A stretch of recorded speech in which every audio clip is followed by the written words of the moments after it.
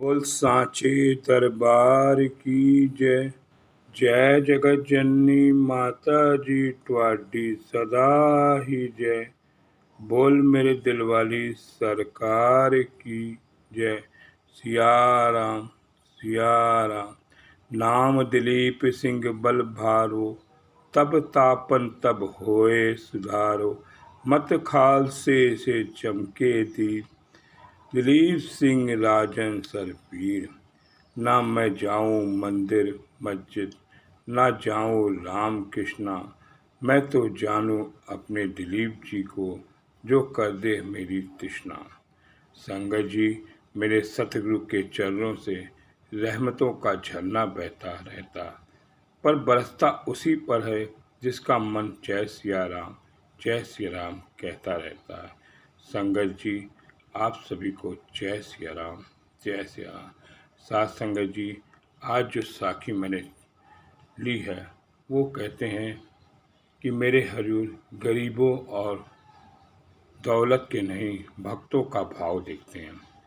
आइए आज जो एक सुंदर सी साखी आपके सामने मैं रखता हूँ साथ संगत जी, कि मेरे हजूर किस तरह से गरीब और अमीर दोनों को एक नज़र से देखते हैं।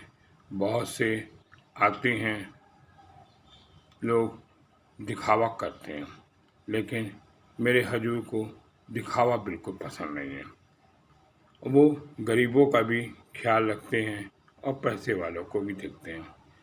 संगत जी, एक अमीर हो चाहे गरीब हो, भक्त तो भक्त ही होगा। और कोई भी यह सोचे कि वो चढ़ावा चढ़ा रहा है या दिखावा कर सकता है तो वह बहुत बड़ा भक्त हो जाएगा, ऐसा बिल्कुल नहीं है। अगर किसी इंसान के पास कुछ भी देने के लिए नहीं है, चढ़ावा चढ़ाने के लिए नहीं है, तो उसके मन में सच्ची श्रद्धा है परमात्मा है, तो वही सबसे बड़ा भक्त माना जाएगा। ना कि इंसान जो बहुत बड़े बड़े चढ़ावा चढ़ाता है मंदिर में या किसी जगह, लेकिन उसके मन में किसी के प्रति कोई दया भाव नहीं है। वो तो संगत जी सिर्फ घमंड है उसके अंदर की। आज संगत जी वो घमंड दिखा रहा है, वो दिखावा दिखा रहा है। कैसे मेरे संगत जी, मेरे गुरु महाराज जी कहते हैं कि एक संत सेवक जो कल्याण दास संगत जी बहुत ही गरीब था। एक बार संगत जी वो फैजाबाद दर्शन करने के लिए आ रहा था। रात को ट्रेन पहुंची, लेकिन उसके पास रिक्शे के लिए इतने पैसे नहीं थे। रात भर उसने स्टेशन पर गुजार दी। संगत जी, वो जब सुबह महाराज जी के पास पैदल चल के आया तो महाराज जी पूछते हैं, कल्याण तेरे को इतनी देर कैसे हो गई, तो क्या कर रहा था? तब उसने कहा, मैं रात भर स्टेशन में रहा था, पैदल आके आया और मेरे हजूर उससे किस तरह से मिले और उसको गले लगा लिया। आइए संगत जी, एक गरीब की और साखी आती है, नीचे उच्च कर दे मेरे गोविंद।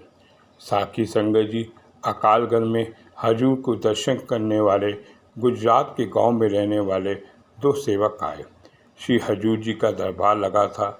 बड़ी मौज में हजूर जी विराजमान थे और दोनों भाइयों ने हजूर के आगे विनती की, आप तो विष्णु हैं, आपके घर में खाने को आटा है नहीं है, आप बगैर हमारा कोई हम हैं नहीं है, हमारी कंगाली काटो।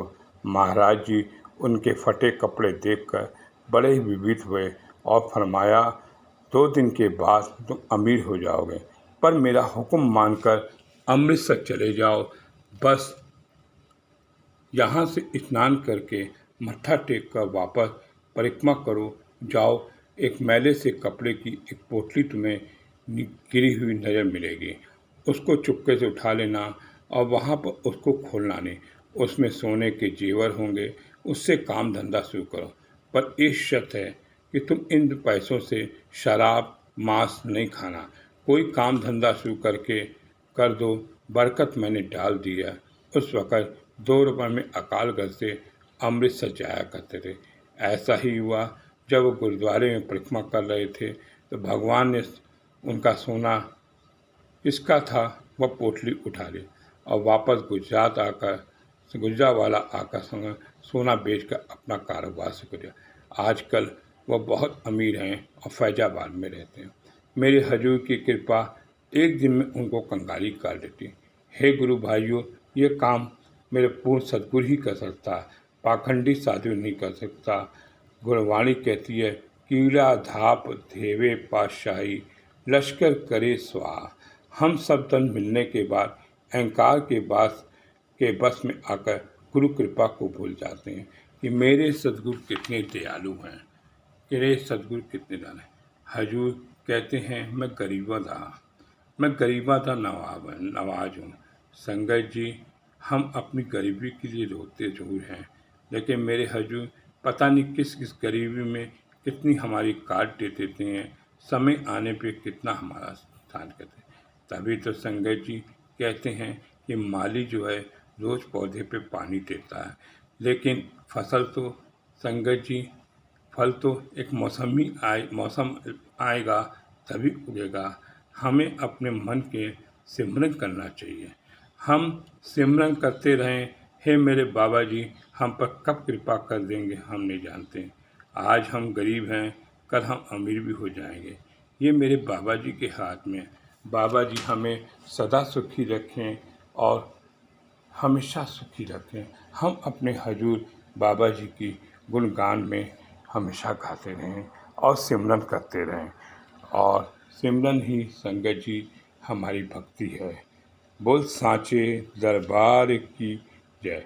जय जगत जननी माता जी ट्वाल्टी सदा ही जय। बोल मेरे दिल वाली सरकार की जय। सिया राम सिया राम।